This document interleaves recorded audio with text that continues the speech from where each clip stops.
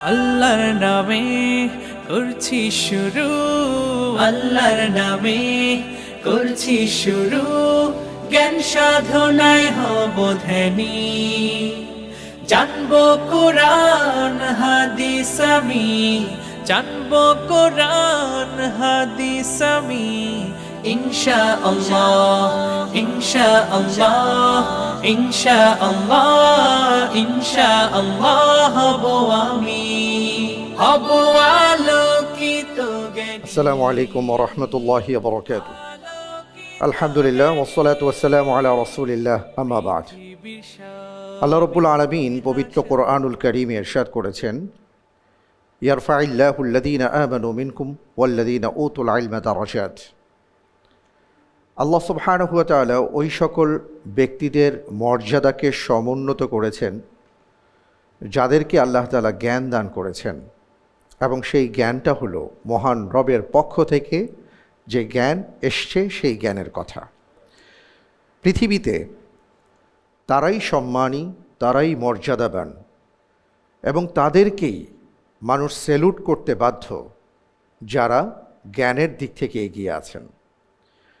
আল্লাহ রব্বুল আলামিন পবিত্র কোরআনুল কারীমের নানা জায়গায় ইলম তথা জ্ঞান নিয়ে কোরআনে কারীমের আয়াত নাজিল করেছেন। রাসূল সাল্লাল্লাহু আলাইহি ওয়াসাল্লামের অসংখ্য হাদিসের মধ্যে আমরা দেখি যে জ্ঞানীদের মর্যাদা কেমন সে সম্পর্কে অনেক আলোচনা এসছে। প্রিয় দর্শক, আমরা যদি আল্লাহ রব্বুল আলামিনের কাছে বড় হতে চাই, সম্মানিত হতে চাই, দুনিয়া এবং আখিরাতে সফল হতে চাই, তাহলে মহান রবের পক্ষ থেকে যে জ্ঞান আমাদেরকে দেয়া হয়েছে সেই জ্ঞানে আমাদেরকে জ্ঞানী হতে হবে, অর্থাৎ আলোকিত জ্ঞানী হতে হবে। আর এই কারণেই আমাদের এই আয়োজন আকিজ আলোকিত জ্ঞানী 12তম আসর, powered by Akij Plastics, Farm Fresh, Bakemans, Akij Pipes এবং South Asia Travel and Hajj Service. আল্লাহ তাআলা আমাদের এই আয়োজনকে কবুল করুন, এবং এই আয়োজনের পেছনে যারা আছেন, যারা আমাদেরকে নানাভাবে সহযোগিতা করছেন, করে যাচ্ছেন, রব্বুল আলামিন প্রত্যেকের সহযোগিতাকে কবুল করুন, আমিন। এবং সেই সাথে আপনাদের জন্য আমরা হৃদয়ের গভীর থেকে রব্বুল আলামিনের কাছে দোয়া করি, আল্লাহ তাআলা আপনাদেরকেও যেন কবুল করেন, কারণ আপনাদের ভালোবাসা আমাদের পাথেয়। আলহামদুলিল্লাহ, ইতিমধ্যেই আপনারা দেখেছেন যে বিগত 6টি পর্বে 6 জন প্রতিযোগী বন্ধুকে আমরা আপনাদের সামনে উপস্থাপন করেছি।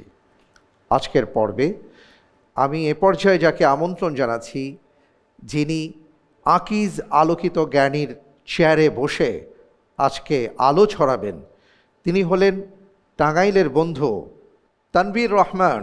আসছেন তানভীর রহমান।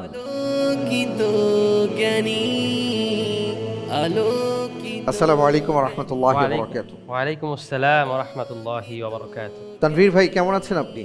আলহামদুলিল্লাহ, আল্লাহ পাকের রব্বুল আলামিনের অশেষ রহমতে আমি ভালো আছি। আপনি কেমন আছেন?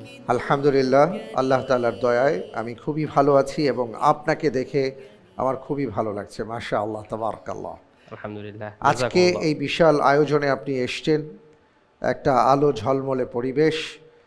একটু পরেই আপনি ইনশাআল্লাহ তাআলা এই চেয়ারে বসে বিভিন্ন প্রশ্নের উত্তর প্রদানের মাধ্যমে আলো ছড়াবেন ইনশাআল্লাহ। আপনার কেমন লাগছে? আলহামদুলিল্লাহ, আমার খুবই ভালো লাগছে। পাশাপাশি আমি আল্লাহ পাক রব্বুল আলামিনের দরবারে শুকরিয়া জানাচ্ছি। আল্লাহ পাক রব্বুল আলামিন আমাকে প্রতিটি প্রশ্নের যেন সঠিক উত্তর দিতে পারি সে তৌফিক আমাকে দান করুন। আল্লাহুম্মা আমিন। আমরা সবাই মিলে আপনার জন্য দোয়া করছি।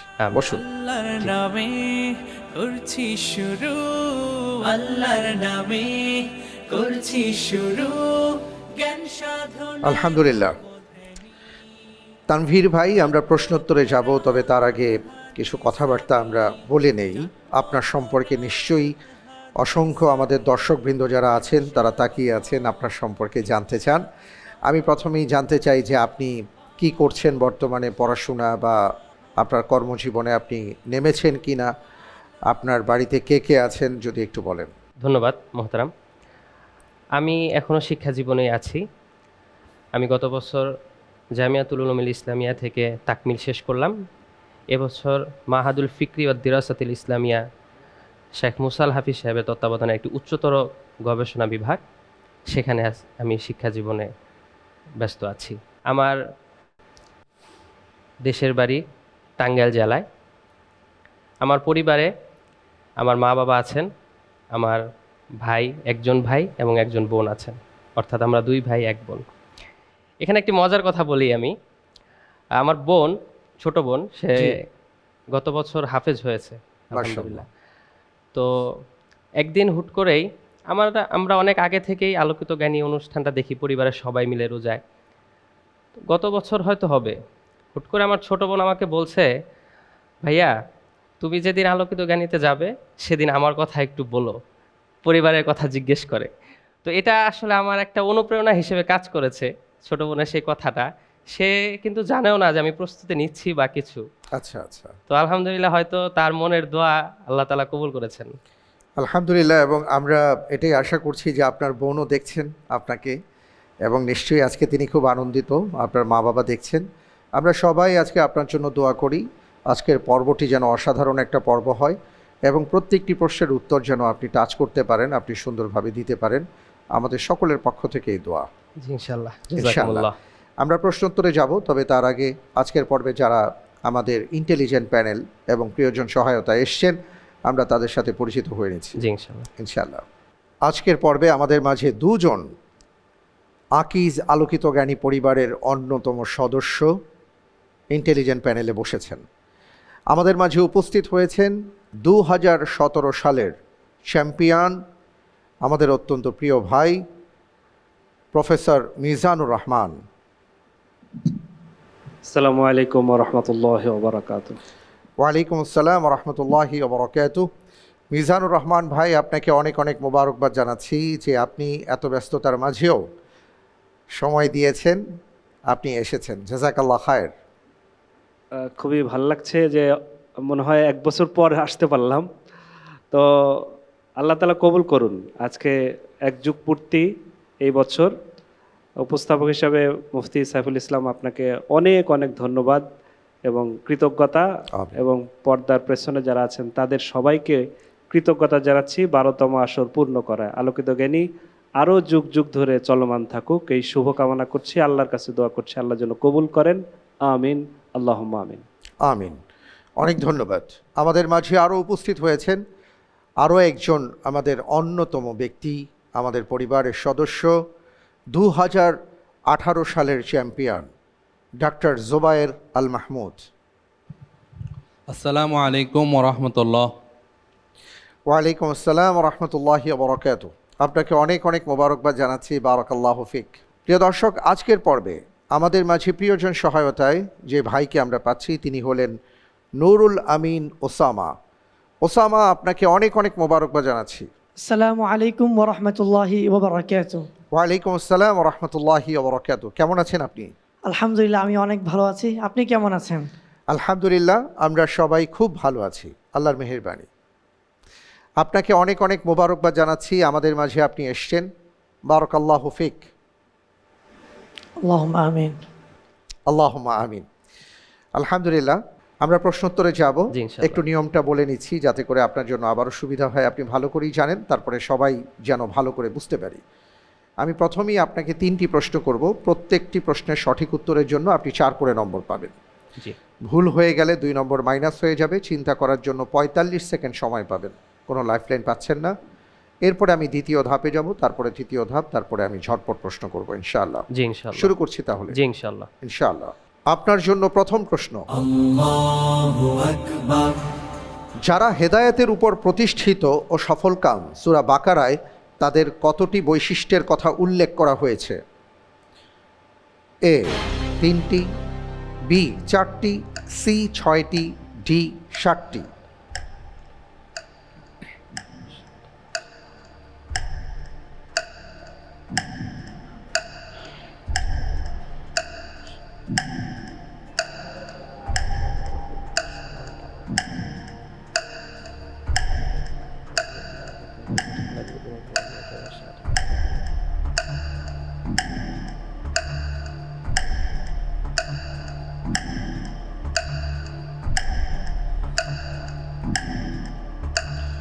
সময় ফুরিয়ে আসছে, খুব দ্রুত লক করতে হবে। আলহামদুলিল্লাহ, আমি উত্তর হিসেবে বেছে নিচ্ছি অপশন বি, 4টি। ফ্রেজ করা হোক অপশন বি, 4টি। যারা হেদায়েতের উপর প্রতিষ্ঠিত এবং সফল কাম, সূরা বাকারায় তাদের কতটি বৈশিষ্ট্যের কথা উল্লেখ করা হয়েছে? প্রশ্নটি ছিল, আপনি কি আয়াতটি ধরতে পেরেছেন? শুরুতেই। শুরুতেই, জি। আপনার কাছে কি মনে হয়, 4টি নাকি কম বেশি হতে পারে? আমি আসলে যতটুকু খেয়াল পড়ছে। আচ্ছা, সে আলোকে বলেছে, সমস্যা নেই। আপনি যে প্রশ্নের উত্তরটি দিয়েছেন যে অপশন বি 4টি, আমি দেখতে পাচ্ছি আপনি যে উত্তরটি দিয়েছেন আপনার উত্তরটি সঠিক হয়নি। সঠিক উত্তর ছিল অপশন সি, 6টি। আল্লাযীনা ইউমিনুনা বিল গায়ব ওয়া ইউকিমুনাস সালাহ ওয়া মিম্মা রাযাকনাহুম ইউনফিকুন ওয়াল্লাযীনা ইউমিনুনা বিমা উনজিলা ইলাইকা ওয়া মা উনজিলা মিন ক্বাবলিক ওয়া বিল আখিরাতি হুম ইউকিনুন। অনেক ধন্যবাদ। এখানে আমরা দেখতে পাচ্ছি যে আল্লাহ সুবহানাহু ওয়া তাআলা 6টি বিষয়ের কথা উল্লেখ করেছেন। যেই 6টি বিষয়ের উপর যারা থাকবেন তারা হেদায়েতের উপর প্রতিষ্ঠিত এবং তারা সফল কাম। আল্লাহ রাব্বুল আলামিন আমাদের সবাইকে এই 6টি বিষয়ের উপর অবিচল থাকার তৌফিক দান করুন। আল্লাহুম্মা আমিন। আল্লাহুম্মা আমিন। আলহামদুলিল্লাহ, এবার যাচ্ছি পরের প্রশ্নে। জি ইনশাআল্লাহ। আপনার জন্য এবারের প্রশ্ন, শাফাআত বিষয়ে নিচের কোন কথাটি সঠিক নয়? এ, শাফাআতের মালিকানা একমাত্র আল্লাহ সুবহানাহু ওয়া তাআলার। বি, নবী রাসূলগণ নিজেদের ইচ্ছে মতো শাফাআত করবেন। সি, কবিরা গুনাহগারদের জন্য রাসূল সাল্লাল্লাহু আলাইহি ওয়াসাল্লামের শাফাআত রয়েছে। ডি, যার প্রতি আল্লাহ সন্তুষ্ট শুধু তাঁকেই অনুমতি প্রদান করা হবে।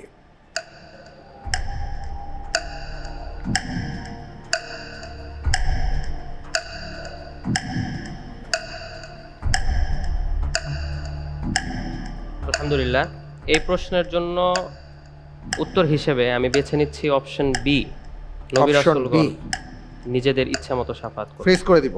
জি ইনশাআল্লাহ। ফ্রেজ করা হোক অপশন বি, নবী রাসূলগণ নিজেদের ইচ্ছে মতো শাফাআত করবেন। আপনি বলছেন এটাই হলো শাফাআত বিষয়ে নিচের কথাটি সঠিক নয়।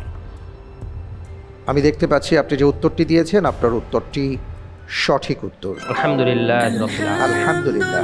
জি, আমাদের মাঝে অনেকে মনে করে থাকেন যে নবী রাসূলগণ যাকে খুশি তাকেই শাফাআত করতে পারবেন। আসলে বিষয়টি সেটা নয়। বিষয়টি হলো একমাত্র আল্লাহ সুবহানাহু ওয়া তাআলা যার ক্ষেত্রে অনুমতি প্রদান করবেন, রাসূল সাল্লাল্লাহু আলাইহি ওয়াসাল্লাম সহকারে সকল নবী রাসূলগণ তারাই মূলত শাফাআত করবেন। এই প্রসঙ্গে আরও আমরা কথা শুনব। আমাদের মাঝে ডক্টর জুবায়ের আল মাহমুদ আপনি আছেন, আপনি যদি এই ব্যাপারে কিছু বলেন। প্রিয় দর্শক, আমরা একটা গুরুত্বপূর্ণ বিষয়ে আলোচনা পেশ করছি, সেটা হলো শাফাত সম্পর্কে। শাফাত দুনিয়া এবং আখিরাত উভয় জগতে অত্যন্ত গুরুত্বপূর্ণ। শাফাত শব্দের শাব্দিক অর্থ হলো জোড়া লাগানো বা সংযুক্ত করা, আর আমরা আবিধানিকভাবে ব্যবহার করে থাকি সুপারিশ করা অর্থে।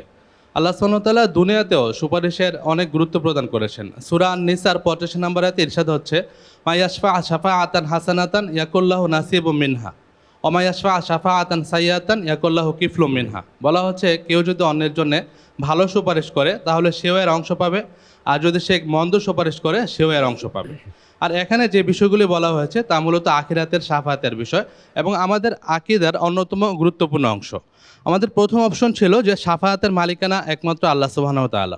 আল্লাহ সুবহানাহু ওয়া তাআলা সূরা জুমারের 40 নম্বর আয়াতে ইরশাদ করছেন, কুল লিল্লাহি শাফাআতু জামিআ।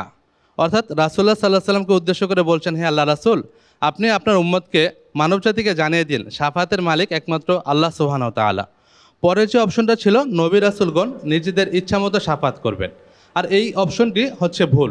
আমরা অনেকেই রাসূলের নিকট এবং অন্য পীর বুজুর্গের নিকট শাফাআতের জন্য কামনা করে থাকি, অথচ বাস্তবতা হলো শাফাআতের মালিক একমাত্র আল্লাহ সুবহানাহু ওয়া তাআলা, আর তিনি যাকে অনুমতি দিবেন তার অনুমতি ক্রমে অন্যরা শাফাআত করতে পারবে।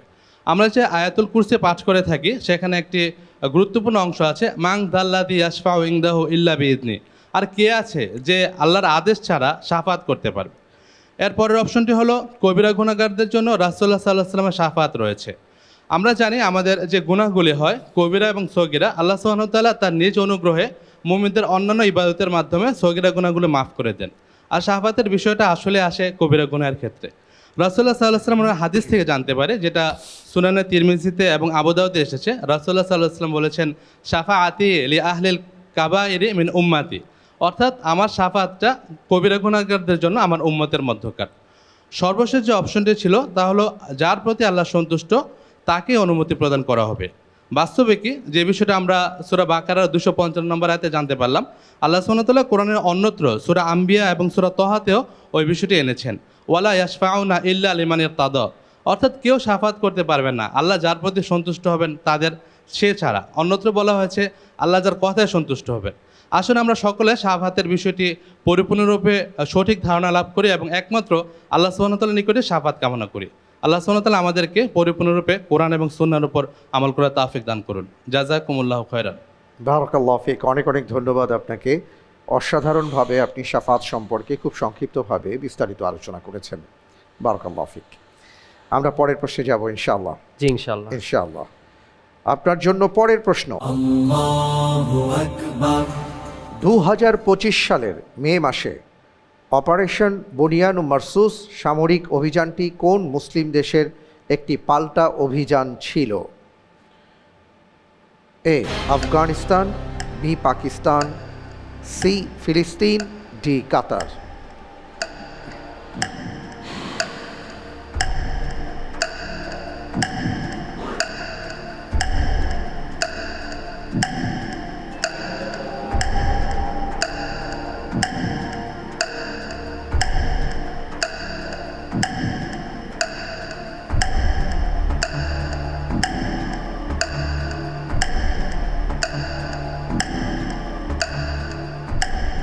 সময় ফুরিয়ে আসছে।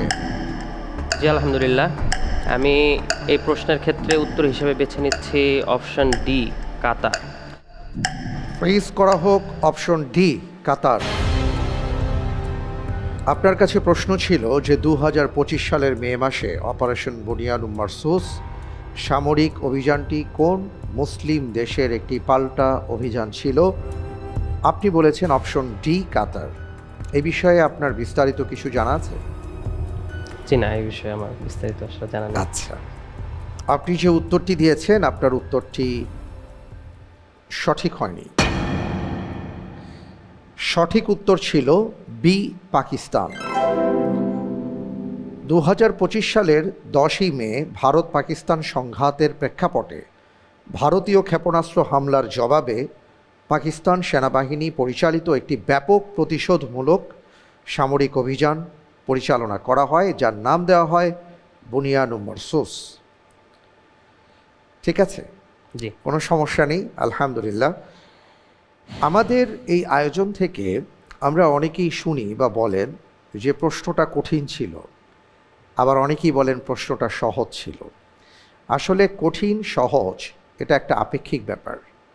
এই প্রশ্নটি আমরা ধরে নিতে পারি যে অসংখ্য মানুষ জানেন, কিন্তু খুব স্বাভাবিকভাবেই আপনি যেহেতু পড়াশোনা নিয়ে এতটা ব্যস্ত ছিলেন যে আপনি হয়তো এই খেয়াল করতে পারেননি, যে কারণে আপনার কাছে এটা কঠিন মনে হতে পারে। জি কোনো সমস্যা নেই, আলহামদুলিল্লাহ। আমি দেখতে পাচ্ছি যে এরই সাথে আমাদের প্রথম ধাপ শেষ হয়ে গেছে, আমরা দ্বিতীয় ধাপে চলে এলাম। এই ধাপে আমি আপনাকে 4টি প্রশ্ন করব। প্রত্যেকটি প্রশ্নের সঠিক উত্তরের জন্য আপনি পাবেন 7 করে নম্বর। ভুল হয়ে গেলে 3.5 নম্বর মাইনাস হয়ে যাবে। 2টো লাইফলাইন আপনার জন্য ওপেন করা হয়েছে, প্রিয়জন সহায়তা এবং 50-50 চান্স। লাইফলাইন নিয়ে সঠিকভাবে উত্তর দিতে পারলে আপনি 5 করে নম্বর পাবেন। চিন্তা করার জন্য 1 মিনিট সময় পাবেন। জি আমি ইনশাআল্লাহ তাআলা যাচ্ছি, জি ইনশাআল্লাহ। শুরু করছি তাহলে। আপনার জন্য এবারের প্রশ্ন। বনু কোরাইজার দুর্গ অবরোধকালে একমাত্র শহীদ সাহাবীর নাম কি? এ খাল্লাদ বিন সুয়াইদ রাদিয়াল্লাহু আন, বি আবু সিনান বিন মিহসান রাদিয়াল্লাহু তাআলা আন, সি ইয়াজিদ ইবনে সাকান রাদিয়াল্লাহু আন, ডি আসিম বিন সাবিত রাদিয়াল্লাহু তাআলা আন।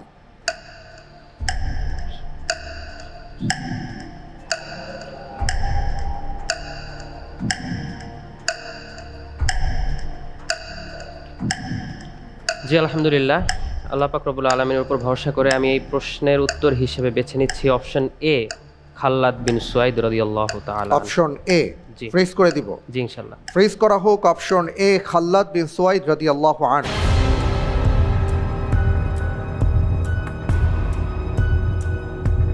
আপনি যে উত্তরটি দিয়েছেন, বনু কোরাইজার দুর্গ অবরোধকালে যে সাহাবী শহীদ হয়েছিলেন, অর্থাৎ একমাত্র শহীদ, তিনি হলেন খাল্লাদ বিন সুয়াইদ রাদিয়াল্লাহু আনহু। আপনার উত্তরটি সঠিক উত্তর। আলহামদুলিল্লাহ। আলহামদুলিল্লাহ, মাশাআল্লাহ, তাবারাকাল্লাহ। এ প্রসঙ্গে আমরা একটু বিস্তারিত জানতে চাই এবং এখান থেকে শিক্ষণীয় বিষয় কি সেটাও জানতে চাই। আমাদের মাঝে উপস্থিত আছেন মিজানুর রহমান, আপনি যদি বলেন। খন্দকের যুদ্ধে আমরা জানি যে পুরো আরবের সমস্ত শক্তি একজোট হয়েছিল, তারা একটা কনফেডারেটস তৈরি করেছিল, যেটা সূরা আহজাবে আলোচনা আছে। সেই পুরা আরব জোট কুরাইশরা সহ, বনু গাতফান সহ অন্যরা সকলে মিলে মদিনা থেকে বা মদিনা রাষ্ট্রটিকে পৃথিবীর বুক থেকে মুছে দেওয়ার পরিকল্পনা করেছিল, মদিনায় গণহত্যার পরিকল্পনা করেছিল এবং মদিনা রাষ্ট্রটিকে একদম সম্পূর্ণরূপে সমূলে ধ্বংস করার প্ল্যান করে তারা 10,000 সৈন্যের বাহিনী নিয়ে এসেছিল মদিনাকে দখল করার জন্য, কিন্তু তারা এটা সফল হয়নি। এখানে বনু কুরাইজা যে কাজটি করে, যুদ্ধ চলাকালীন সময়ে মুসলমানদের বিরুদ্ধে গোপনে কুরাইশদের সঙ্গে যোগাযোগ করে বা শত্রু বাহিনীর সঙ্গে যোগাযোগ করে, যাতে করে মুসলমানদের এই মদিনার ভেতরে যাতে সেনাবাহিনী ঢুকে পড়লে, বাইরে থেকে আসা সেনাবাহিনী ঢুকে পড়লে গণহত্যায় সহযোগিতা করা যায়, এটা একটা। আরেকটা হলো, এর আগে থেকেই তারা মক্কার কুরাইশদের সঙ্গে তারা যোগাযোগ করত, অর্থাৎ মদিনা রাষ্ট্রের ভেতরে বসবাস করে মদিনা রাষ্ট্রের নাগরিক হয়ে তারা এই মদিনা রাষ্ট্রের বিরুদ্ধে এক ধরনের রাষ্ট্রদ্রোহের অপরাধ তারা করেছিল। এই জন্য রসুল্লাহ সাল্লাহ সাল্লাম যখন খন্দকের যুদ্ধ থেকে ফেরত আসলেন, তার সঙ্গে সঙ্গেই জিবরাইল আলাইহিস সালাম রসুল সাল্লাহ সাল্লামের কাছে এসে বললেন যে আপনি বনু কুরাইজাকে অবরোধ করেন, বনু কুরাইজার দিকে অভিযান পরিচালনা করেন, তারা আল্লাহ এবং রসুলের বিরুদ্ধে ষড়যন্ত্র করছে। তখন রসুল সাল্লাহ সাল্লাম তাদের দুর্গ অবরোধ করেন এবং তাদেরকে আত্মসমর্পণ না করা পর্যন্ত তাদের দুর্গ অবরোধ করে রাখেন। আত্মসমর্পণ করার পরে রাসূল করিম সাল্লাল্লাহু আলাইহি ওয়াসাল্লাম এবং মুসলিমরা তাদের বিষয়ে কি সিদ্ধান্ত হবে, এই বিষয়ে ইহুদিদের কাছে তাদেরকে প্রস্তাব পাঠানো হয়। রাসূল পাঠান একজন দূত, তিনি তাদের সঙ্গে পরামর্শ করেন। তারা বলেন যে আমাদের বিচারটা করবে সাদ ইবনে মুআজ, যে আমাদের পূর্ব থেকে মিত্র আছে এবং খাজরাজ গোত্র, আওস গোত্রের নেতা, তো তিনি এই আমাদের দায়িত্ব পালন করবেন। এখানে একটা বিষয় বলে রাখা ভালো যে সাদ বিন মুআজ তিনি খুবই অভিজ্ঞ একজন মানুষ ছিলেন, তাওরাত বিষয়ে তার অভিজ্ঞতা ছিল এবং ইহুদিদের সঙ্গে তিনি বিভিন্ন বিষয়ে মানে চুক্তি এবং অন্যান্য বিষয়ে তিনি দায়িত্ব পালন করতেন। তো তাকে তারা বিচারক মানে, এই বিচারক মানার পরে সাদ ইবনে মুআজ রাদিয়াল্লাহু তাআলা আনহু তাদের সামনে একটা রায় পড়ে শোনান। সেই রায়টা ছিল যে তাদের যারা সৈনিক হিসাবে দায়িত্ব পালনের উপযুক্ত প্রাপ্ত বয়স্ক তাদের সকলকে হত্যা করা হবে, আর নারী এবং শিশুদেরকে যুদ্ধবন্দী হিসাবে গণ্য করা হবে। আমি আলোচনাটা এই কারণে করছি যে রাসূল করিম সাল্লাল্লাহু আলাইহি ওয়াসাল্লামের চরিত্রের বা রাসূল সাল্লাল্লাহু আলাইহি ওয়াসাল্লামের সিরাতের বিষয়ে ওরিয়েন্টালিস্টরা বা বিভিন্ন ইসলামের শত্রুরা, নাস্তিক মুরতাদরা অনেক রকম কলঙ্ক লেপন করে থাকে, কিন্তু এখানে মনে রাখতে হবে রাসূলুল্লাহ সাল্লাল্লাহু আলাইহি ওয়াসাল্লাম এই বিচারের রায় দেননি। এই রায়টা দিয়েছেন সাদ ইবনে মুআজ, যিনি তাদের পরিচিত এবং তাদের মিত্র। দ্বিতীয়ত, তিনি তাওরাত বিষয়ের পণ্ডিত এবং এই রায়টা হয়েছিল মূলত তাওরাত কিতাবের বিধান অনুযায়ী, কারণ মদিনা সনদে এই কথাটা উল্লেখ ছিল যে অন্য ধর্মের লোকদের বিচার আচার অনুষ্ঠিত হবে তাদের ধর্মের বিধান অনুযায়ী। সুতরাং রাসূল করিম সাল্লাল্লাহু আলাইহি ওয়াসাল্লামকে দোষী সাব্যস্ত করা বা তার চরিত্রে কলঙ্ক লেপন করা, এটা সম্পূর্ণ অন্যায় এবং অমানবিক। মদিনার সনদের ভিত্তিতে এবং তাদের ঠিক করা বিচারকের রায়ের ভিত্তিতেই এই সিদ্ধান্তটা হয়েছে। সুতরাং আল্লাহ রসুল সাল্লাল্লাহু আলাইহি ওয়াসাল্লামের যে চরিত্র, মহান চরিত্র, ওয়া ইন্নাকা লাআলা খুলুকিন আযীম, এটাই সত্য যে রসুল সাল্লাল্লাহু আলাইহি ওয়াসাল্লাম বনু কুরাইজার বিরুদ্ধে কোনো রকম মানবাধিকার লঙ্ঘন করেননি বা তাদেরকে কোনো রকম অন্যায়ভাবে তাদেরকে হত্যা করা হয়নি। সেই সময়ের যুদ্ধে প্রচলিত নিয়ম, তাওরাতের নিয়ম এবং বিচারকের রায়ের ভিত্তিতেই সিদ্ধান্তটা বাস্তবায়ন হয়েছে। আল্লাহ সুবহানাহু ওয়া তাআলা আমাদেরকে রাসূলুল্লাহ সাল্লাল্লাহু আলাইহি ওয়াসাল্লামের জীবন বুঝে সে আমল করার তৌফিক দান করুন এবং সুন্নাহ অবলম্বন করার তৌফিক দিন। আল্লাহুম্মা আমিন। আসসালামু আলাইকুম ওয়া রাহমাতুল্লাহি ওয়া বারাকাতুহু। ওয়ালাইকুম আসসালাম রহমতুল্লাহ বরকাত। অনেক অনেক ধন্যবাদ আপনাকে যে আপনার এই কথার মাধ্যমে, প্রিয় দর্শক, আমরা আশা করছি যে সবাই খুব মনোযোগ দিয়ে পুরো বিবরণটা আমরা শুনেছি। এর কারণ হলো, যারা রাসূল সাল্লাল্লাহু আলাইহি ওয়াসাল্লামের জীবন আদর্শ, উত্তম চরিত্রের মাঝে কালিমা লেপন করার চেষ্টা করেন, আমরা বিনীতভাবে তাদের কাছে আরজ করতে চাই, আপনি কোনো কথা বলার আগে ভালো করে রাসূল সাল্লাল্লাহু আলাইহি ওয়াসাল্লামের জীবনীটা অধ্যয়ন করুন, তাহলে আপনি আপনার উত্তর পেয়ে যাবেন। যেমন আজকে আমরা একটি বিশাল প্রশ্নের উত্তর পেয়েছি। আল্লাহ রব্বুল আলামিন আমাদের সবাইকে এমন একজন মানুষ আমরা পেয়েছি যিনি সর্বকালের সর্বশ্রেষ্ঠ মানুষ, তার আদর্শকে ধারণ করে আমাদের জীবন পরিচালনা করার তৌফিক দান করুন, আমিন। অনেক অনেক ধন্যবাদ। আমরা পরের প্রশ্নে যাব ইনশাআল্লাহ। জি ইনশাআল্লাহ। আপনার জন্য এবারের প্রশ্ন, নিচের কোন বিখ্যাত মহিলা সাহাবীর বিবাহের মোহরানা ছিল স্বামীর ইসলাম গ্রহণ? এ আসমা বিনতে ওমাইস রাদিয়াল্লাহু তাআলা আনহা, বি উম্মে উমারা নুসাইবা বিনতে কাব রাদিয়াল্লাহু তাআলা আনহা, C Umme Haram binte Milhan রাদিয়াল্লাহু তাআলা আনহা, D Umme Sulaim Gumaisa binte Milhan রাদিয়াল্লাহু তাআলা আনহা।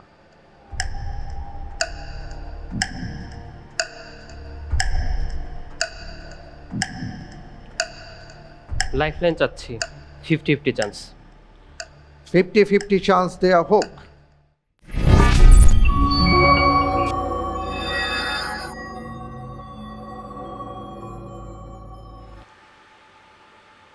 জি, আপনার সামনে দুটো লাইফলাইন আছে, option C, option D. Umme Haram binte Milhan, D Umme Sulaim Gumaisa binte Milhan.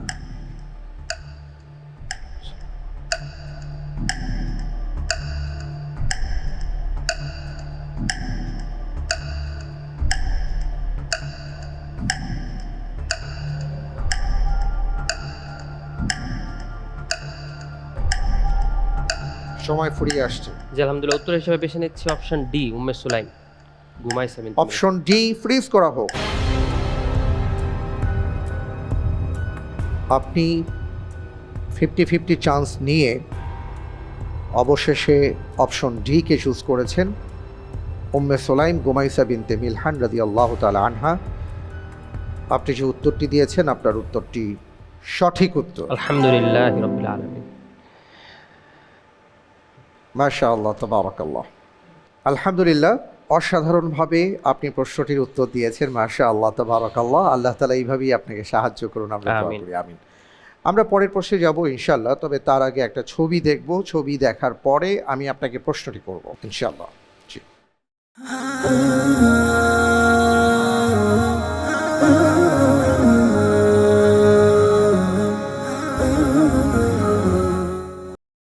অসাধারণ একটি মসজিদের ছবি আমরা দেখেছি, যেটা জ্যামিতিক আকৃতিতে তৈরি করা হয়েছে। এবার আমি প্রশ্নে যাব জি ইনশাআল্লাহ। ইনশাআল্লাহ। আপনার জন্য এবারের প্রশ্ন, জ্যামিতিক আকৃতিতে তৈরি অভিনব এই মসজিদ সম্প্রতি কোন দেশে নির্মিত হয়েছে? এ ওমান, বি সংযুক্ত আরব আমিরাত, সি সৌদি আরব, ডি কাতার।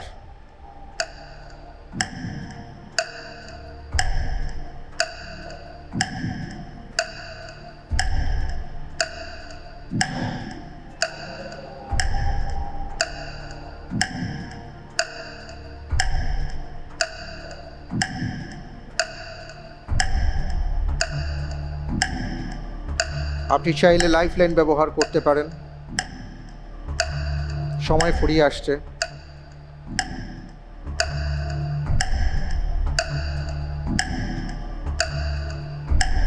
জি আলহামদুলিল্লাহ, আমি এই প্রশ্ন উত্তর হিসেবে বেছে নিচ্ছি option A, Oman. Option A Oman G. Fridge করা হোক। Option A Oman. আপনি কি এই মসজিদটি আগে দেখেছেন? আমার যতটুকু মনে পড়ে আমি এরকম আকৃতির একটা মসজিদ দেখেছিলাম, মানে প্রস্তুতি যখন নিচ্ছিলাম। আচ্ছা। মসজিদগুলো প্রায় অনেক বিভিন্ন জায়গার মসজিদের লিস্ট ডাউনলোড করে আমি পড়ার চেষ্টা করেছিলাম। আমার আচ্ছা। যতটুকু মনে পড়ে আমি এটা দেখেছিলাম। আপনি যে উত্তরটি দিয়েছেন অনেক চিন্তা ভাবনা করে আপনি বললেন, আমি দেখতে পাচ্ছি আপনার উত্তরটি সঠিক উত্তর। আলহামদুলিল্লাহ। আলহামদুলিল্লাহ, মাশাআল্লাহ। ওমানের রাজধানী মাস্কাটের একটি শান্ত আবাসিক এলাকায় আল জিসার চ্যারিটেবল ফাউন্ডেশনের উদ্যোগে 2023 সালে 5টি জ্যামিতিক আকৃতির আদলে নির্মিত ব্যতিক্রমী মসজিদ নির্মাণ করা হয়। আর এই মসজিদটির নাম হলো বাবুস সালাম। পরিবেশ বান্ধব মসজিদটি বাতাস প্রবাহের দিক ও সূর্যের আলোকে কাজে লাগিয়ে তৈরি করা হয়েছে যাতে বিদ্যুতের ব্যবহার ন্যূনতম হয়। বাংলাদেশেও এই ধরনের কিছু মসজিদ নিয়ে কাজ জি। হচ্ছে, আমরা জানি ইনশাআল্লাহ। পরের প্রশ্নে যাব ইনশাআল্লাহ। জি ইনশাআল্লাহ। ইনশাআল্লাহ। আপনার জন্য পরের প্রশ্ন, কিয়ামতের দিন সমস্ত জমিন কিসে পরিণত হবে? এ শস্যক্ষেত্র, বি বাগান, সি সাগর, ডি রুটি।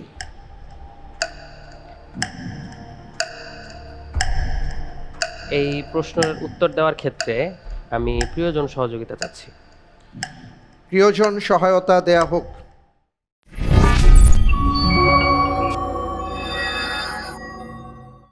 ওসামা, আপনার বন্ধু, আপনার ভাই আপনার কাছে সহযোগিতা চেয়েছেন কিয়ামতের দিন সমস্ত জমিন কিসে পরিণত হবে। 4টি অপশন আছে, আপনি দেখতে পাচ্ছেন।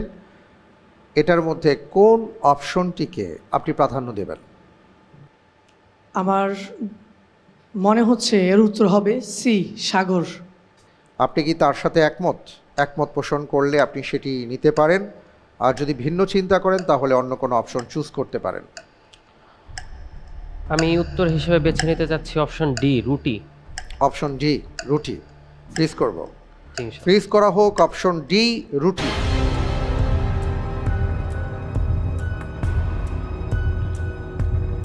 আপনি প্রিয়জন সহায়তা চেয়েছেন এবং আপনার প্রিয়জন আপনাকে বলেছেন অপশন সি হতে পারে সাগর। আপনি রুটিতে চলে গেলেন কেন? আমার যতটুকু স্মরণে আসছে, হাদিসের মধ্যে আমি এমন একটি পড়েছিলাম, কিয়ামতের দিনকে রুটির মতো করে দেওয়া হবে। সে আঙ্গিকেই আমি উত্তরটি এখানে নির্বাচিত করেছি। আচ্ছা, একটা বিষয় না বললেই নয়। ব্যাপারটা হলো যে আমরা এখন দ্বিতীয় ধাপে আছি। 7 নম্বর যদি আপনি সঠিক উত্তর দিতে পারেন, আর যদি মাইনাস হয় অর্থাৎ উত্তর সঠিক না হয় তাহলে 3.5 নম্বর কাটা যাবে। তার মানে হলো 7 আর 3.5, 10.5 নম্বর আপনি পিছনে পড়ে যাবেন। তো এই জন্য খুব ঠান্ডাভাবে চিন্তাভাবনা করে উত্তর দেওয়াটা শ্রেয়। আপনি প্রিয়জন সহায়তা না নিয়ে আপনি আরেকটি উত্তর দিয়েছেন, আমি দেখতে পাচ্ছি আপনার উত্তরটি সঠিক উত্তর। আলহামদুলিল্লাহ। আলহামদুলিল্লাহ। আবু সাঈদ খুদরি রাদিয়াল্লাহু তাআলা আনহু থেকে বর্ণিত একটি হাদিস আছে। রাসূল সাল্লাল্লাহু আলাইহি ওয়াসাল্লাম বলেছেন, কিয়ামতের দিন সমস্ত জমিন একটি রুটির মতন হয়ে যাবে। আল্লাহ তাআলা বেহেশতীদেরকে মেহমানদারির জন্য তাকে স্বহস্তে তুলে নেবেন, যেমন আমাদের মাঝে কেউ সফরের সময় তার রুটি হাতে তুলে নেয়। বুখারী এবং মুসলিম। মাশাআল্লাহ, তাবারাকাল্লাহ। খুব চমৎকার সিদ্ধান্ত নিয়েছেন। এভাবেই নেওয়া দরকার যে আপনার প্রয়োজনে যারা আপনাকে সহযোগিতা করবেন সেই সহযোগিতাটা অ্যাকিউরেট হতেও পারে, নাও হতে পারে। এই জন্য আপনি আবার বিবেচনা করবেন, যেটা আপনি করেছেন। বারাকাল্লাহু ফিক।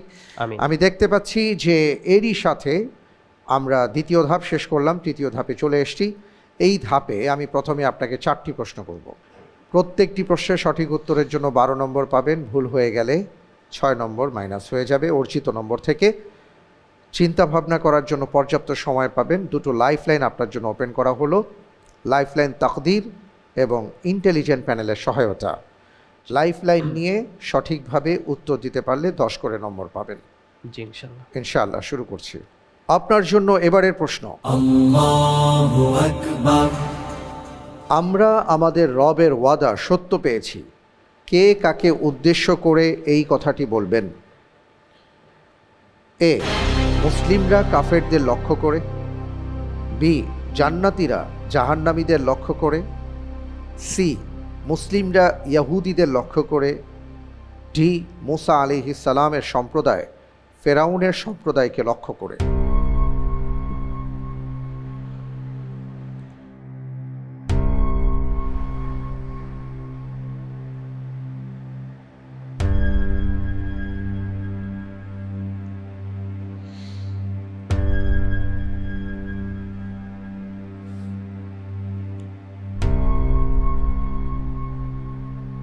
আলহামদুলিল্লাহ, আমি এই প্রশ্নের উত্তর হিসেবে বেছে নিচ্ছি অপশন বি, জান্নাতীরা জাহান্নামীদের লক্ষ্য করে। অপশন বি জি ইনশাল্লাহ। ফ্রিজ করা হোক অপশন বি, জান্নাতীরা জাহান্নামীদের লক্ষ্য করে। তারা বলবেন যে আমরা আমাদের রবের ওয়াদা সত্য পেয়েছি। আপনি যে উত্তরটি দিয়েছেন আপনার উত্তরটি সঠিক উত্তর। আলহামদুলিল্লাহ। ওয়ানাদা আসহাবুল জান্নাহ আসহাবান নার আন ক্বাদ ওয়াজাদনা মা ওয়া'আদানা রাব্বুনা হাক্কা। জান্নাতের অধিবাসীরা জাহান্নামীদেরকে লক্ষ্য করে এই কথাটা বলবেন, পবিত্র কোরআনুল কারীমের মধ্যে এসছে। আলহামদুলিল্লাহ, বারাকাল্লাহু ফিক, মাশাআল্লাহ। আমরা এবার পরের প্রশ্নে যাব জি ইনশাআল্লাহ। ইনশাল্লাহ। আপনার জন্য এবারের প্রশ্ন।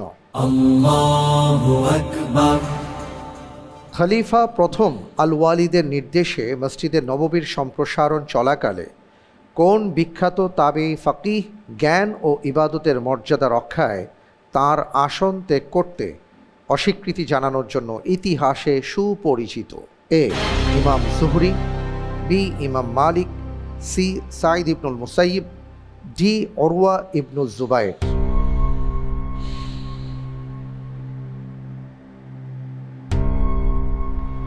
আলহামদুলিল্লাহ, আমি এই প্রশ্নের উত্তর হিসেবে বেছে নিচ্ছি অপশন সি, সাঈদ ইবনুল মুসাইয়িব রাহিমাহুল্লাহ। অপশন সি সাঈদ ইবনুল মুসাইয়িব রাহিমাহুল্লাহ। ফ্রিজ করে দিব। জি ইনশাল্লাহ। লক করা হোক অপশন সি। আপনি যে উত্তরটি দিয়েছেন আপনার উত্তরটি সঠিক উত্তর। আলহামদুলিল্লাহ। মাশাআল্লাহ, তাবারাকাল্লাহ। আসলে এই প্রশ্নে আমাদের একটা মেসেজ আছে, সেটা হলো যার কাছে ইলম আছে, যার কাছে জ্ঞান আছে, তিনি একজন সম্মানিত ব্যক্তি, তার মর্যাদা আছে, তিনি মর্যাদার আসনে আসীন এবং এটা আল্লাহ সুবহানাহু ওয়া তাআলা কর্তৃক প্রদত্ত। তো এখানে যে ঘটনাটা ঘটেছিল, সাঈদ ইবনুল মুসাইয়িব রাহিমাহুল্লাহ তিনি মদিনার তৎকালীন সময়ের 7 জন শ্রেষ্ঠ ফকিহদের একজন ছিলেন। খলিফা প্রথম আল ওয়ালিদ যখন মসজিদ পরিদর্শন করেন, মসজিদে নববী, এবং সম্প্রসারণের জন্য নির্দেশনা দেন, কাজ তদারকি করেন, তো সেই সময় রাজকীয় নির্দেশ থাকার কারণে অনেকেই সরে গিয়েছিলেন, কিন্তু সাঈদ ইবনুল মুসাইয়িব রাহিমাহুল্লাহ তিনি তার জায়গা পরিত্যাগ করেননি, এবং এটা তার জ্ঞান এবং ধার্মিকতার প্রতি তার কঠোর নিষ্ঠা এবং শাসকদের প্রভাব থেকে মুক্ত থাকার একটা প্রতীক হিসেবে ইতিহাসে অমর হয়ে আছে। আমরা এখান থেকে এই শিক্ষাটাই নিতে পারি যে যে সকল বিজ্ঞ ওলামায়ে কেরাম আছেন তারা তাদের অবস্থান সম্পর্কে সচেতন হবেন এবং যে কোনো সময় তারা নিজেদেরকে অন্যের কাছে খুব সহজে উপস্থাপন করবেন না। জি বারাকাল্লাহু ফিক। আমরা পরের প্রশ্নে যাব। জি ইনশাল্লাহ। পরের প্রশ্নে যাবার আগে একটা ভিডিও দেখব, জি ইনশাল্লাহ। তারপরে আমি আপনাকে প্রশ্নটি করব ইনশাআল্লাহ। জি ইনশাল্লাহ। জি। নবম হিজরিতে আল্লাহ রসুল সাল্লাল্লাহু আলাইহি ওয়াসাল্লাম খবর পেলেন যে রোমান সাম্রাজ্য মুসলমানদের দিকে চোখ তুলে তাকাবার চেষ্টা করছে। সিদ্ধান্ত হলো এবার রোমানদের বিরুদ্ধে রসুল সাল্লাল্লাহু আলাইহি ওয়াসাল্লাম নেতৃত্ব প্রদান করবেন। সাহাবায়ে কেরাম আজমাইনকে সাথে নিয়ে তিনি আল্লাহর দ্বীন কায়েমের জন্য রোমানদের বিরুদ্ধে লড়াই করবেন। এবং এটা এমন একটি কঠিন যুদ্ধ ছিল বা এমন একটি কঠিন পরিস্থিতি ছিল যে কারণে রসুল সাল্লাল্লাহু আলাইহি ওয়াসাল্লাম এই অভিযানে বের হবার 1 মাস আগেই অথবা 3 মাস আগেই সাহাবায়ে কেরাম আজমাইনদেরকে জানিয়ে দিয়েছিলেন যে তোমরা প্রস্তুতি গ্রহণ করো। এই প্রস্তুতির জন্য আল্লাহর নবী তাদেরকে যথেষ্ট সময় দিয়েছেন। রাসূল সাল্লাল্লাহু আলাইহি ওয়াসাল্লাম যখন প্রস্তুতি নিয়ে বের হয়ে গেলেন, ধীরে ধীরে সকল সাহাবায়ে কেরাম আজমাইনদেরকে সাথে নিলেন এবং সবাই প্রচণ্ড গরমের মধ্যে তারা আল্লাহর দ্বীন কায়েমের জন্য আল্লাহর পথে বের হলেন। কিন্তু 3 জন সাহাবা, প্রায় 80 জন মুনাফিক, কিছু আবাল বৃদ্ধা বনিতা, তারাই কেবল সেই এলাকাতে ছিল। সেই 3 জন সাহাবা ছিলেন কাব ইবনে মালিক রাদিয়াল্লাহু তাআলা আনহু, হেলাল ইবনে উমাইয়া রাদিয়াল্লাহু তাআলা আনহু, মুরারা ইবনে রুবাই রাদিয়াল্লাহু তাআলা আনহু।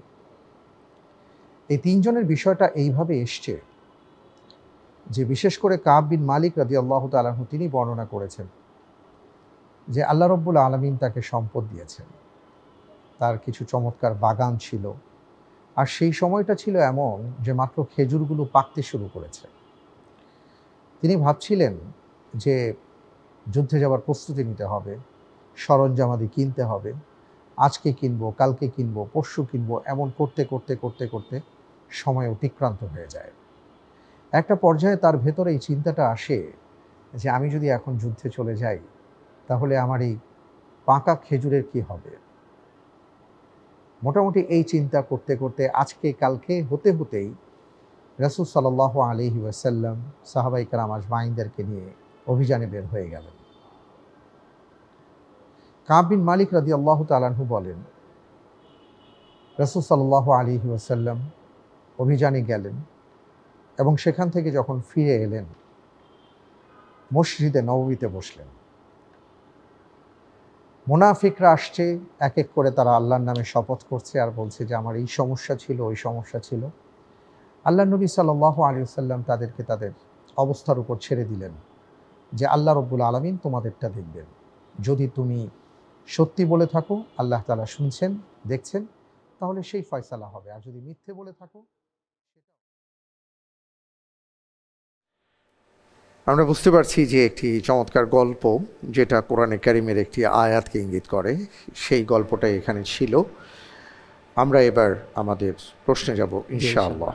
আপনার জন্য এবারের প্রশ্ন, আল্লাহু আকবার।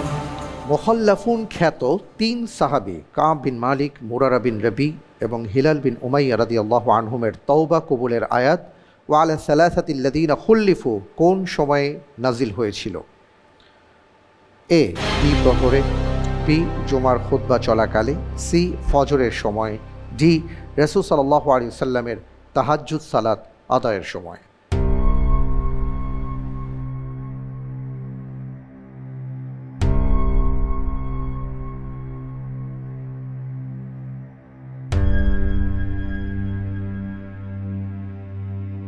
আমি ইন্টেলিজেন্স প্যানেলের সহায়তা চাচ্ছি। ইন্টেলিজেন্ট প্যানেলের সহায়তা দেওয়া হোক।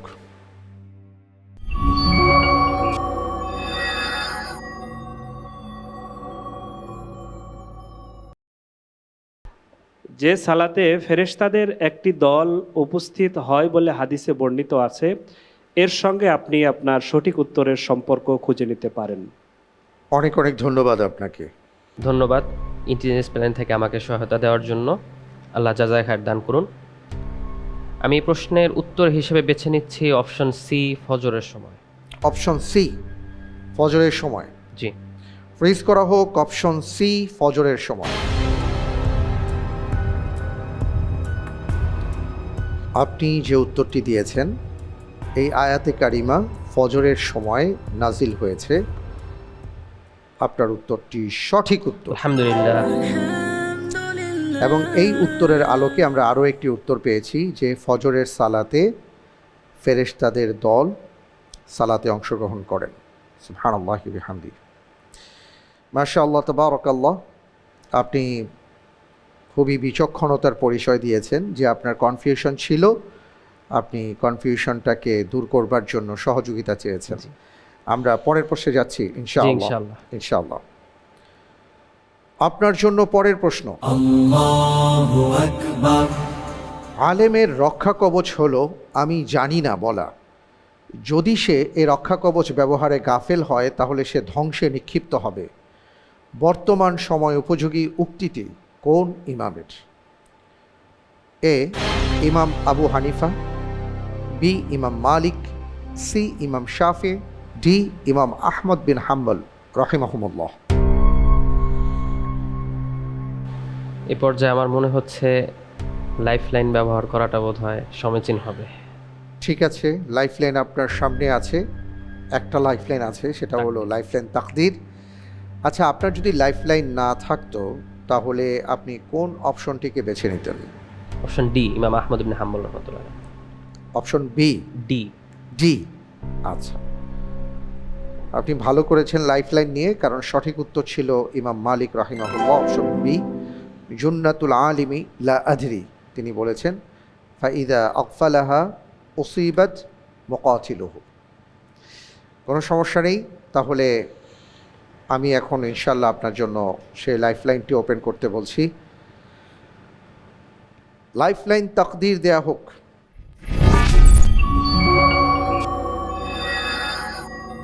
জি, এখান থেকে একটি প্রশ্ন নেবেন, আপনার জন্য এখানে প্রশ্ন আছে।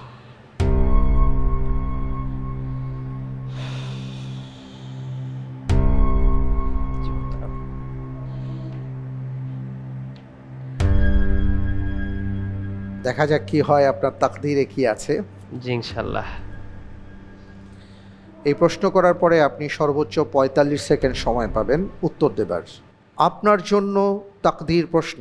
Allahu Akbar, মানুষের মধ্যে এমনও আছে যারা আল্লাহর সন্তুষ্টির জন্য নিজের জীবন বিক্রি করে।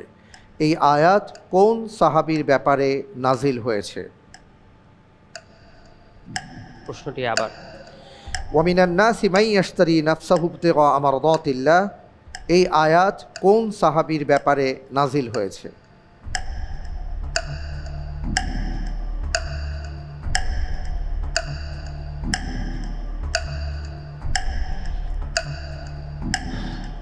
আমি উত্তর হিসেবে বেছে নিচ্ছি সাদ বিন আবি ওয়াক্কাস রাদিয়াল্লাহু তাআলা। সাদ বিন আবি ওয়াক্কাস। ফ্রিজ করা হোক সাদ বিন আবি ওয়াক্কাস। আপনি যে উত্তরটি দিয়েছেন, আপনার উত্তরটি সঠিক হয়নি। সঠিক উত্তর ছিল সোহাইব বিন সিনান রুমি রাদিয়াল্লাহু তাআলা আনহু। ঘটনাটা ছিল যে হিজরতের উদ্দেশ্যে তিনি যখন রওনা হন, কিছু দূর যাওয়ার পরে মুশরিকরা তাকে রাস্তায় ঘিরে ফেলে। তিনি তাদেরকে তার পথ থেকে সরে যেতে বলেছিলেন। তারপর তার বিশাল ধন সম্পদের সন্ধানও বলে দেন। হিজরতের উদ্দেশ্যে মদিনায় আসেন। রাসূল সাল্লাল্লাহু আলাইহি ওয়াসাল্লামকে যখন এই কথা তিনি বলেন, তখন রাসূল সাল্লাল্লাহু আলাইহি ওয়াসাল্লাম বলেছিলেন রাবিহাল বাইউ ইয়া আবা ইয়াহইয়া, যে তোমার ব্যবসা লাভজনক হয়েছে। এবং তখনই এই আয়াতে কারিমা নাজিল হয়, ওয়ামিনান নাস মান ইয়াশতারি নাফসাহু ইবতিগা মারদাতিল্লাহ, মানুষের মধ্যে এমনও আছে যারা আল্লাহর সন্তুষ্টির জন্য নিজের জীবনকে বিক্রি করে দেয়। কোনো সমস্যা নেই, আলহামদুলিল্লাহ, আপনি চেষ্টা করেছেন, জাযাকাল্লাহ খায়ের। এরই সাথে আমরা দেখলাম যে তৃতীয় ধাপ আমরা সমাপ্ত করেছি। আমার সামনে ঝটপট রাউন্ডের 8টি প্রশ্ন বাকি আছে। এই প্রশ্নগুলো আমি আপনাকে করব খুব দ্রুত, আপনি খুব দ্রুত উত্তর দেওয়ার চেষ্টা করবেন। আর চিন্তা করার জন্য 3 সেকেন্ড সময় পাবেন। প্রত্যেকটি প্রশ্নের সঠিক উত্তর দিতে পারলে আপনি 1.5 করে নম্বর পাবেন। যদি না পারেন উত্তর দিতে, তাহলে আপনার কোনো নম্বর কাটা যাবে না। 8টি প্রশ্নের সঠিক উত্তর দিতে পারলে আপনি 12 নম্বর পাবেন। জি, আমি ইনশাল্লাহ শুরু করছি। জি খুব মনোযোগ সহকারে শুনবেন, এরপরে উত্তর দেবেন, ঠিক আছে? জি ইনশাআল্লাহ। আপনার জন্য ঝটপট প্রশ্ন। Allahu Akbar, কোন সূরায় মসজিদুল আকসার বর্ণনা রয়েছে? সূরাতুল আনফাল। সূরা বানী ইসরাঈল। ঐতিহাসিক তারিক বিন জিয়াদ স্পেনের কোন প্রণালী পার হয়ে অভিযান শুরু করেন? জিব্রাল্টার প্রণালী। সঠিক উত্তর। কোন দুটি অঙ্গের হিফাজত করলে রাসূল সাল্লাল্লাহু আলাইহি ওয়াসাল্লাম জান্নাতের জামিনদার হবেন? জবান এবং লজ্জাস্থান। সঠিক উত্তর। ইসলামের ইতিহাসে সর্বপ্রথম কোন নারী পানিপথের নৌযুদ্ধে অংশগ্রহণ করেন? উম্মু হারাম বিনতে মিলহান। সঠিক উত্তর। দাজ্জালকে কোথায় হত্যা করা হবে? মসজিদুল হারামের ওখানে। বাইতুল মুকাদ্দাস। দাজ্জালকে বাইতুল মুকাদ্দাসের নিকটবর্তী লুদ নামক স্থানে হত্যা করা হবে। আল্লাহর প্রতিবেশী কারা? পাঁচ। মসজিদের আবাদকারীগণ।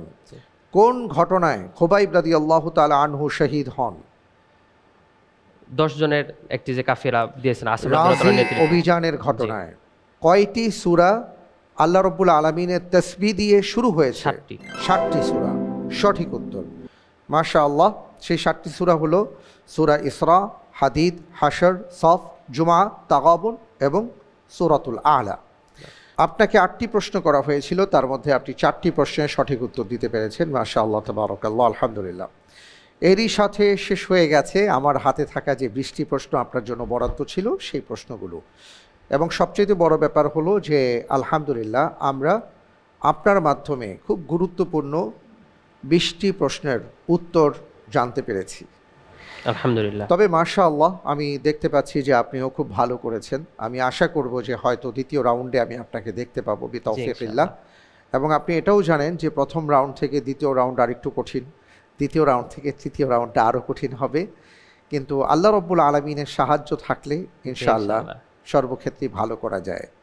তো কোনো সমস্যা নেই, আপনি কত নম্বর পেয়েছেন আমি বলবো, তবে তার আগে আমি আমার সম্মানিত দর্শকবৃন্দের কাছ থেকে বিদায় নিব এবং আজকে যারা এসেছেন তাদের কাছ থেকে বিদায় নিব।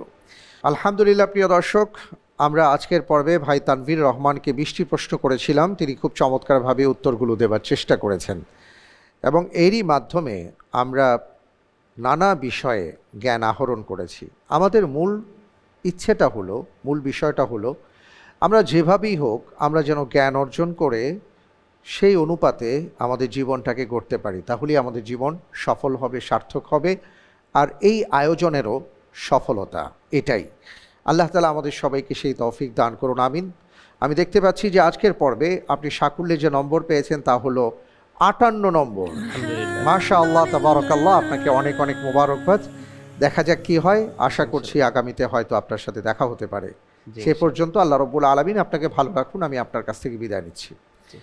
এবং আজকের পর্বে আমাদের যে সকল বন্ধুরা, অর্থাৎ 2 জন আলোকিত জ্ঞানী বন্ধু ছিলেন, আপনাদের 2 জনকে অনেক অনেক মোবারকবাদ জানাচ্ছি এবং সেই সাথে ধন্যবাদ জানাচ্ছি প্রিয়জন সহায়তায় আমাদের যে ভাই এসছেন, আপনাকেও জাযাকুমুল্লাহ খায়ের। প্রিয় দর্শক, বিদায় নিচ্ছি, তবে তার আগে আপনাদের জন্য আমাদের আজকের জ্যাকপট প্রশ্ন। ইসলামে কোন ইবাদতকে ঢাল বলা হয়েছে? উত্তর জানা থাকলে আমাদের আলোকিত জ্ঞানীর ফ্যান পেজে গিয়ে গুগল ফর্ম ওপেন করুন, সঠিক উত্তরটি সাবমিট করে দিন রাত 12টার মধ্যে। লটারির মাধ্যমে আমরা 2 জন বিজয়ী বন্ধুর নাম ঘোষণা করব, আর তাদের জন্য থাকছে বেকমেন্স এবং ফার্ম ফ্রেশের সৌজন্যে আকর্ষণীয় গিফট হ্যাম্পার। এবার জানিয়ে দিচ্ছি গত পর্বের 2 জন বিজয়ী বন্ধুর নাম।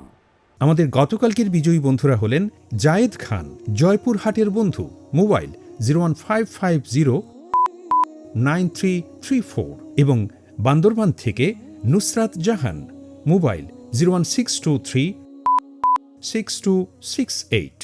অনেক অনেক মোবারকবাদ এবং ধন্যবাদ আপনাদেরকে, জাযাকুমুল্লাহ খায়ের। আলহামদুলিল্লাহ, আজ তাহলে এ পর্যন্ত। আগামীকাল আবার ঠিক একই সময়ে আপনাদের সাথে দেখা হবে বিতৌফিকিল্লাহ। আসসালামু আলাইকুম ওয়া রাহমাতুল্লাহি ওয়া বারাকাতুহু। বিজয় মুকুট আনবো আমি, তো জাহানে হব দামি, জয়ের শপথ